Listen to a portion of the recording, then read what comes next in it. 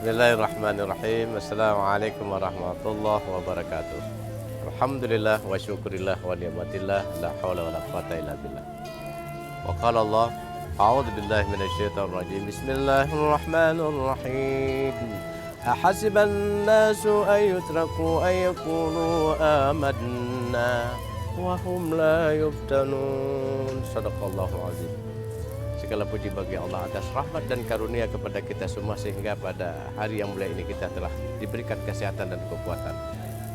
Allah dalam Al-Quran menyampaikan sebuah peringatan.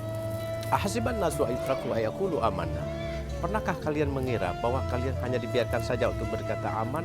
Oh, kami telah beriman kepadanya. Wahum lauftanun. Padahal kamu belum diuji oleh Allah terlebih dahulu. Maka untuk mendapatkan satu kenikmatan iman kepada Allah harus melalui proses, yaitu ujian, cobaan yang akan selalu datang menghampiri kita. Besar kecilnya tergantung cara kita beriman kepadanya, tergantung kita pemahaman terhadap Allah Subhanahu wa taala. Semakin berat, semakin tebal iman kita, akan semakin berat ujian yang cobaan yang akan Allah berikan kepadanya. Kita lihat sejarah para nabi-nabi, lalu kita lihat sejarah para ulama-ulama kita tempo dulu. Dan hari ini, kita hari ini, betapa hebatnya umat Islam diberikan cobaan ujian, silih berganti datang menghampirinya.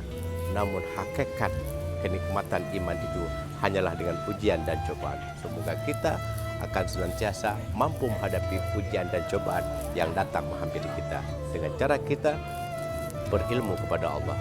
Barakallahu lakum wa barakalaikum. Wassalamualaikum warahmatullahi wabarakatuh.